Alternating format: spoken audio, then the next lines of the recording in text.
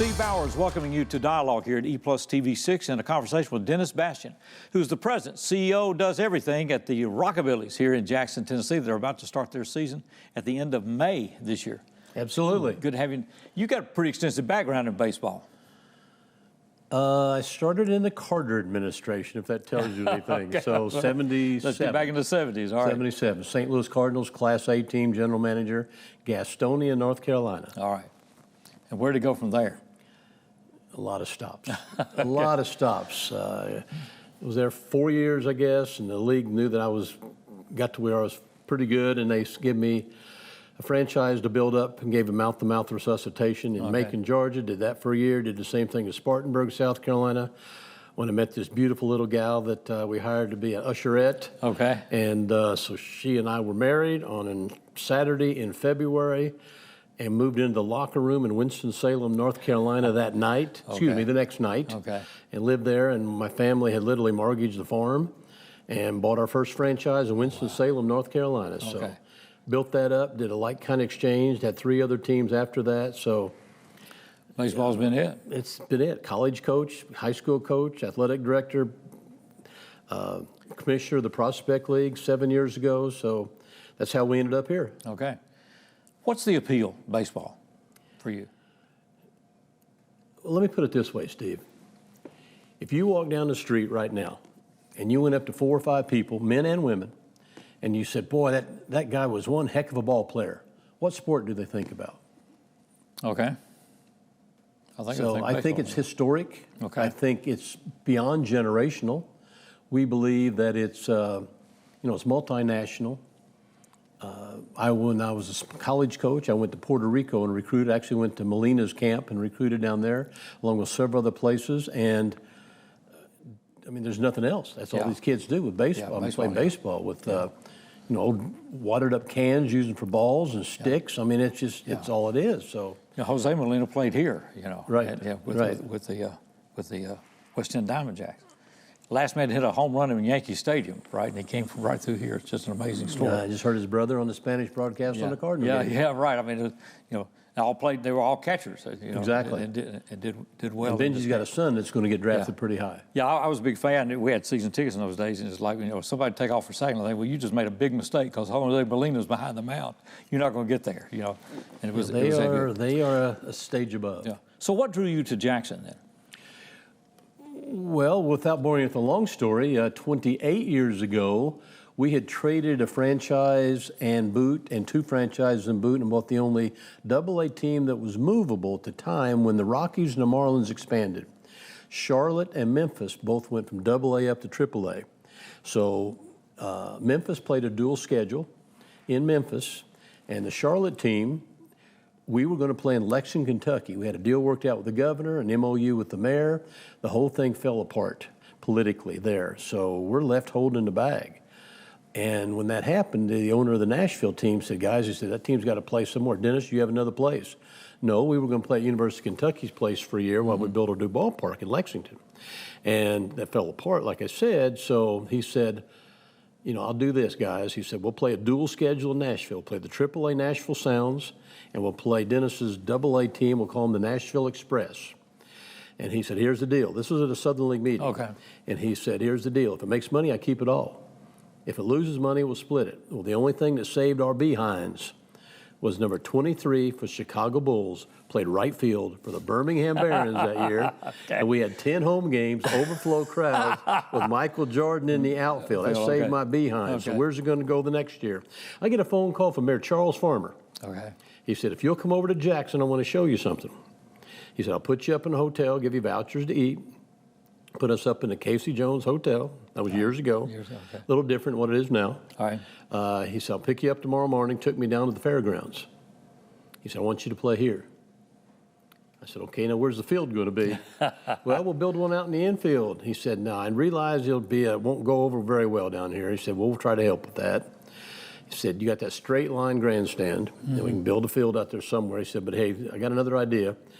Get in the car. We went out to exit 85.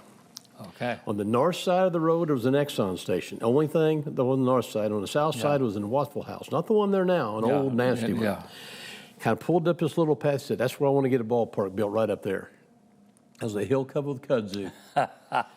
He had no plan in place. It wasn't a done deal by any means, but we were willing to do along with it.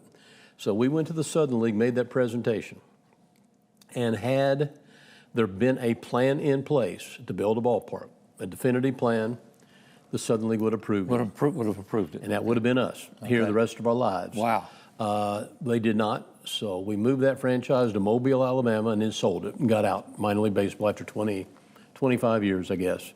So we stayed in touch down here with some people. Our other home is about 2.5 hours from here, about 120 miles of crow flies in deep southern Illinois.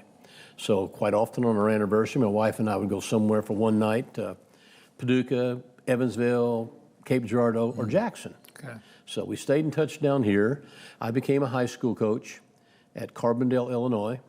I had a little involvement with the movie League of Their Own, and I got the only set of blueprints. I rebuilt that ballpark in southern Illinois with 3 other youth fields, and my family operated a wood bat complex, about a third the size of what the one is here, and did well with that until an EF5 tornado decided that it was just going to wipe it off the map. So at that time, I told my wife, I've got the itch to operate a team again. Let's put a team in the Prospect League in Cape Girardeau, Missouri. I played college baseball there myself for 2 years. Knew the area inside out. It was only 40 miles from our home in southern Illinois. So I went and worked it all out with the mayor, the city manager, had that going. So I called a team in the league and said, I knew. And I said, hey, what do you think about Cape Girardeau geographically for the Prospect League? And they said, no, wait a minute. You're way overqualified. After all the awards and things you've done, would you have an interest in being our commissioner? Now, let's talk about it. So we talked about it. A couple of days later, they hired me as commissioner. It was 6.5 years ago. At that time, it was 8 teams in the league. And they said, your primary goal is to expand. So I got in the vehicle. We went from 8 to 18 teams. In the meantime, Major League Baseball saw fit to drop 42 minor league teams. Jackson was the only AA team contracted by Major League Baseball. But all the teams that were near our current footprint at the time, I went and met with the mayor, the city manager, the team operators of that team. So we brought in Burlington, Iowa, Clinton, Iowa. They both had been in the Class A Midwest League for about 120 years apiece. Wow. And I met with Lexington, Kentucky, who got dropped, Charleston, West Virginia, which is the franchise we started in 1987. In fact, last night at the Union Lane game, I was reminded by one of their coaches, he played on the co-op team we had there in 1987. And so whenever we came to Jackson, and that was when there was a lot of the turmoil going on with the previous situation there. So we met with them, and my wife and I decided, listen, let's just do this for us, just for us. We'll resign as commissioners.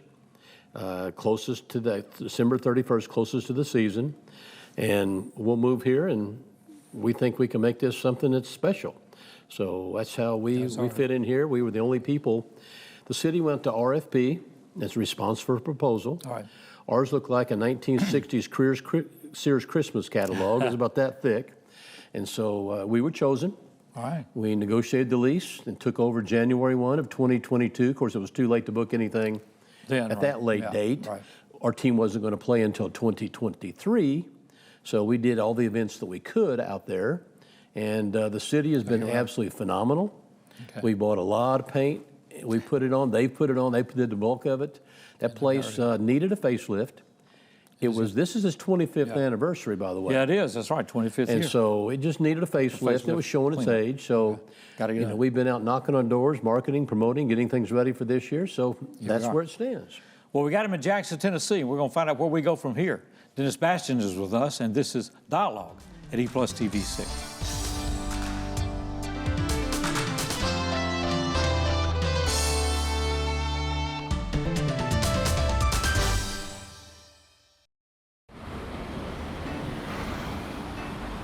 Hey, let's check out this park.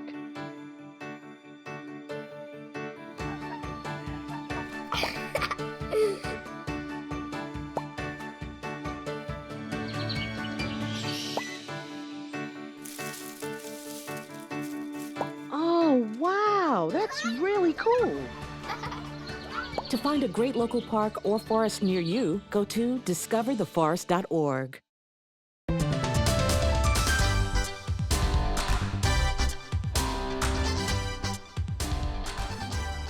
Steve Bowers welcoming you back to Dialogue here at E+ TV6. Dennis Bastien is with us.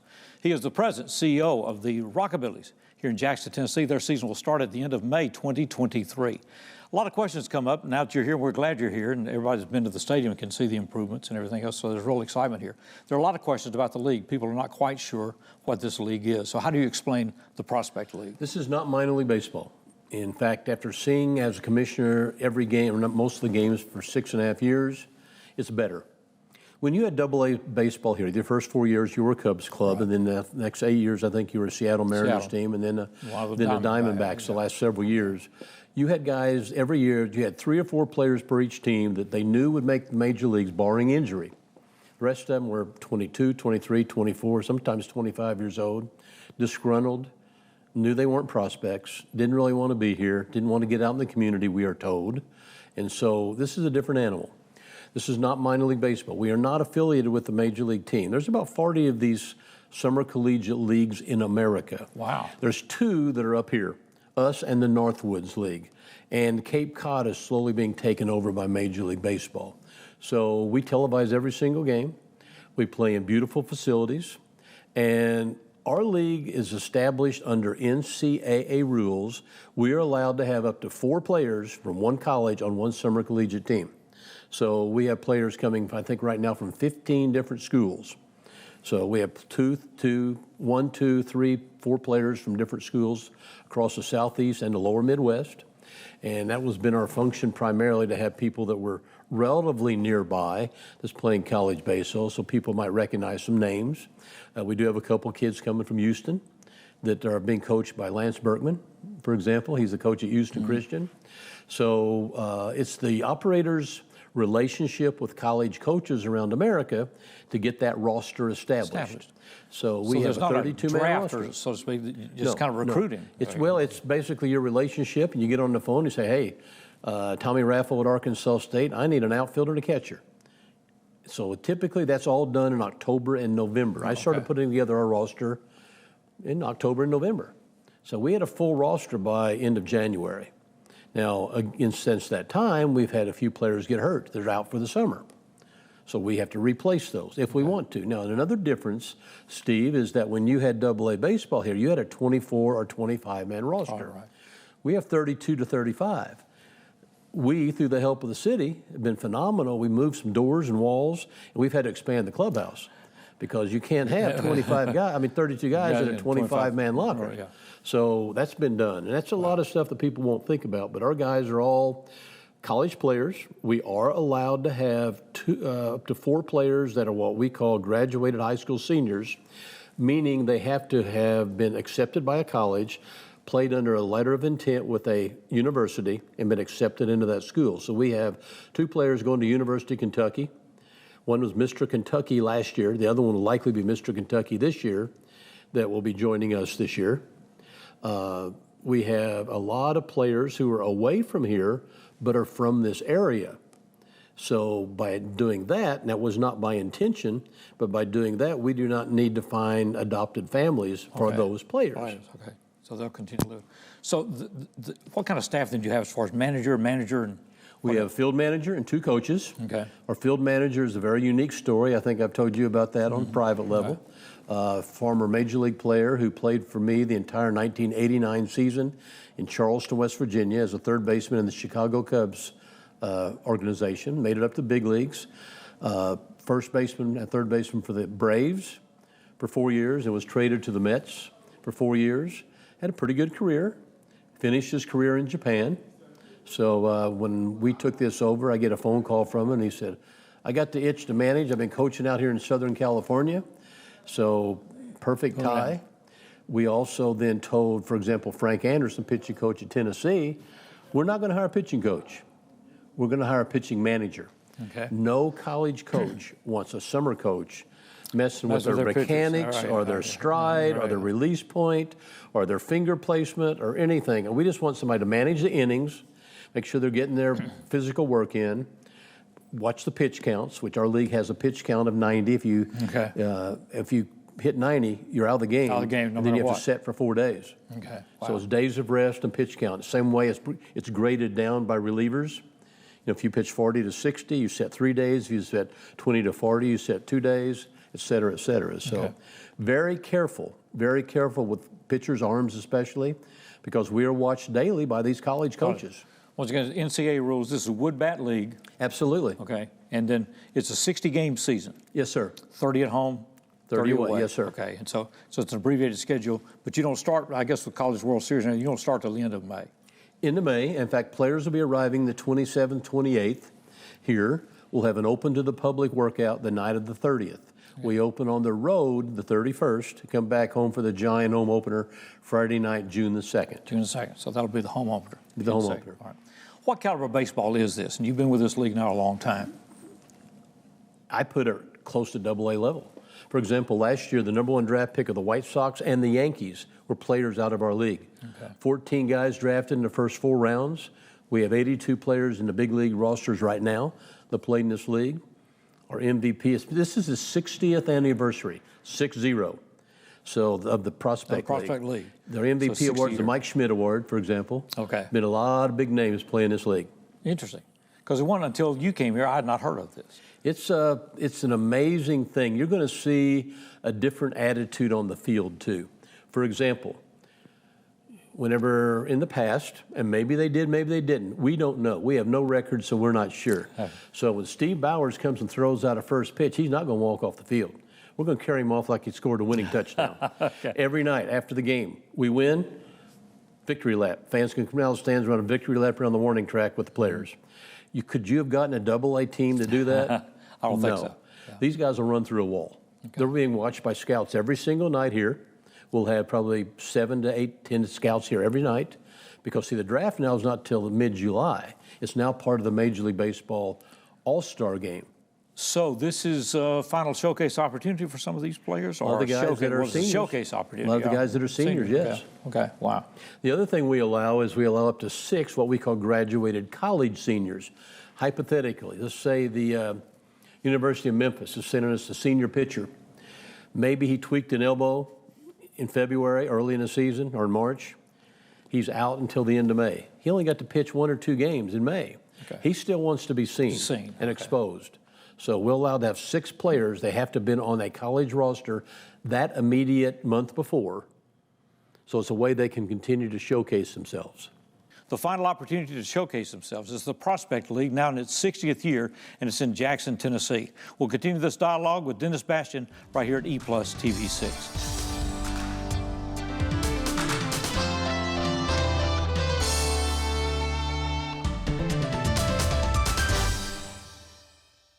What this place needs is better graduation rates. What this place needs is less childhood obesity. What this place needs is free help with taxes. What this place needs is healthy breakfast. What this place needs is fitness programs for kids. What this place needs is early readers. What this place needs is mentors for teens. What this place needs is people to join us. What this place needs is you. To donate or volunteer, go to unitedway.org.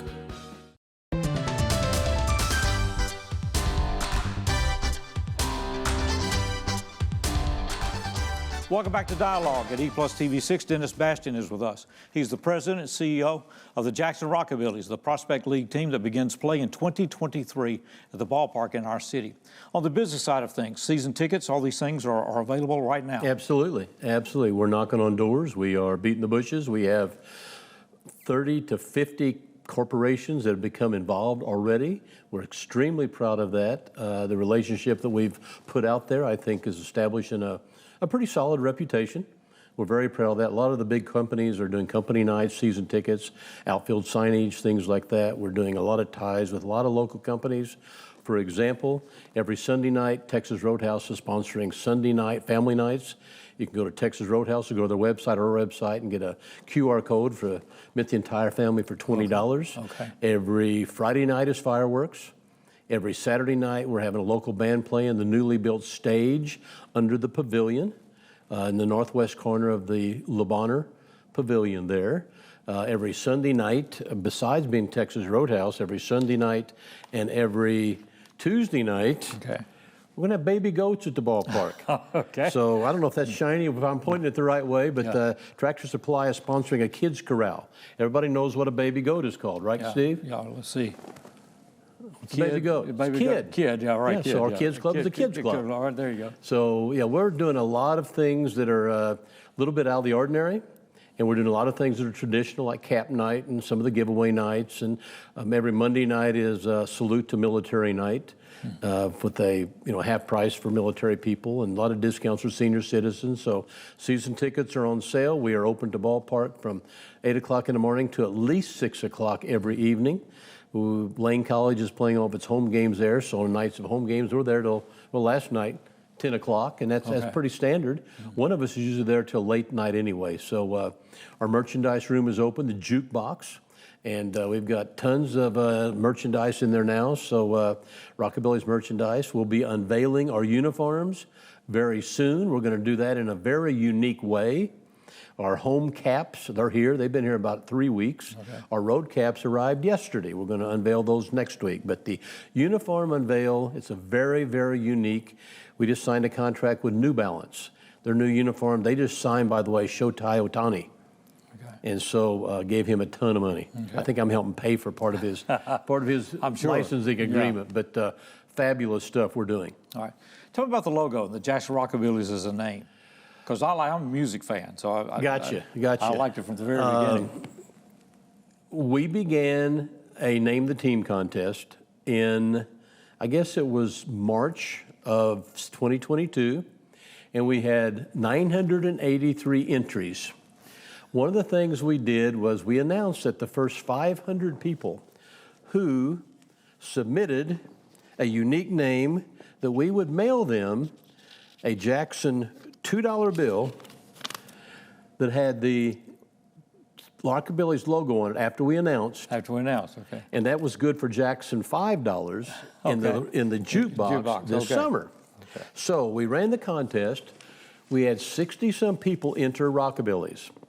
And I thought, you know what, my wife and I talked about it at length, and it's kind of old hat around here. You got Rockabilly Highway, you got Rockabilly Cafe, you got Rockabilly this, Rockabilly that. But then one lady entered Rockabilly Goats. And we thought, you know what, we can have some fun with the goats. Because goats are kind of a hot thing. No matter where you go, there's goat milk soap, there's goat milk lotion, there's, it's everywhere. So we came up with the artwork and had a company out of Florida finish it. I do some logos too. And so we came up with the artwork, which is, and I'm making a little bit of a craze here. Is this the way to point it? That's the logo.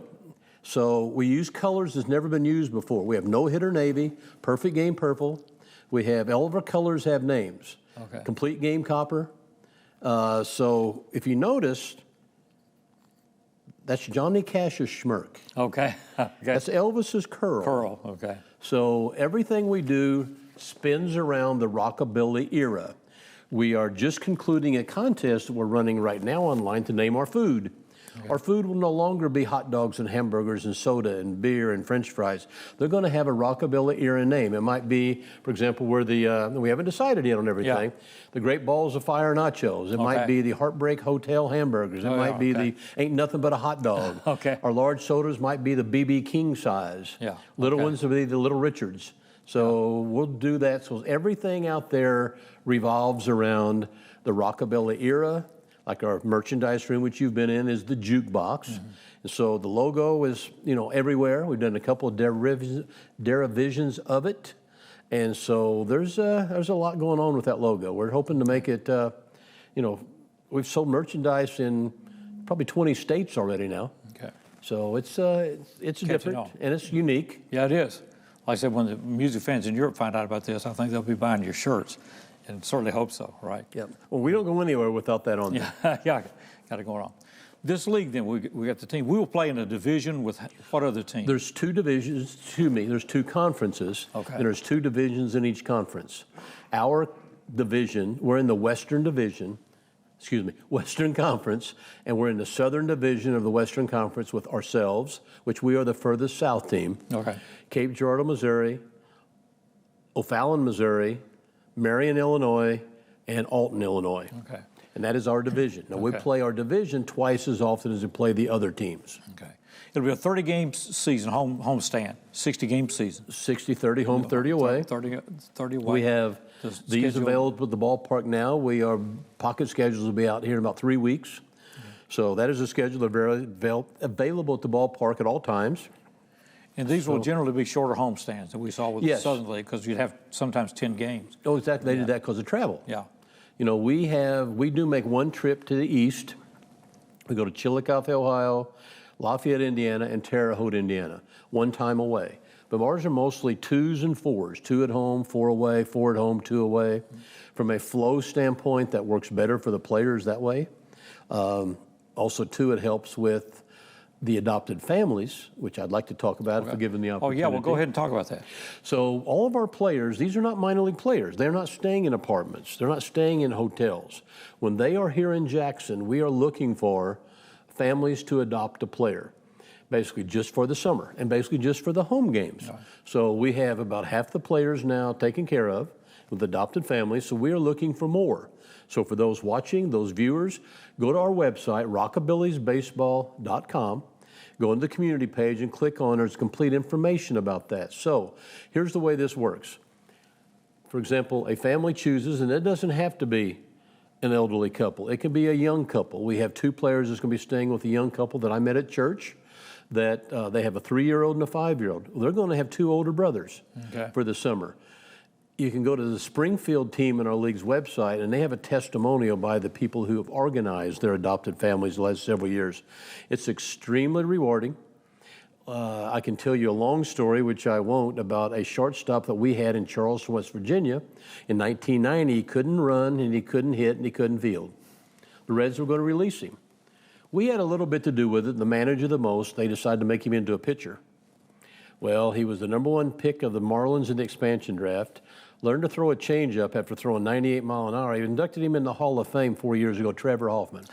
So he stayed with an adopted family there. When he got invited to Cooperstown for the induction, his immediate family and that 2 people went with him. Wow. So it's extremely rewarding. These kids are on the, they're on the straight and narrow. They got to answer their college coach on a daily basis. So it can be an elderly couple that has a spare room. The only requirement and the only request we have is they have a bed and access to laundry.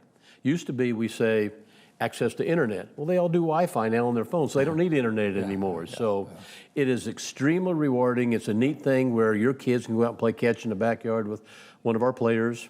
We will have special things for the adopted families. They get season tickets. We'll do a couple potluck meals. We'll do recognition on the field. And we're trying to decide now whether or not it would work to take them to a road game. Charter a bus and take them to a road game to see us play, say, in Cape Girardeau or Marion, Illinois. So for those that's interested, call our office or go to our website. It is something really, really neat. We need about 12 more guys to be adopted. The website is? rockabillysbaseball.com. rockabillysbaseball.com, and the office number is? Why'd you ask me that, Steve? It's on my card. I use my cell phone all the time. Go to the website and they'll have it all there. Absolutely, absolutely. Right. The season starts at the end of May. The first home game is June the 2nd. June 2nd is a Friday, and it's also fireworks night. Fireworks night and all that, all those promotions and everything else, get the details. The Jackson Rockabillys are here. Dennis Bastien, thanks to you for being here. Our pleasure. Glad to have you in the city. Well, as the immortal Jack Buck ended every single broadcast for 47 years with the St. Louis Cardinals, thanks for your time, this time, till next time. Thanks to you for being with us, and stay with us here at E+TV6. This is the place where the dialogue continues.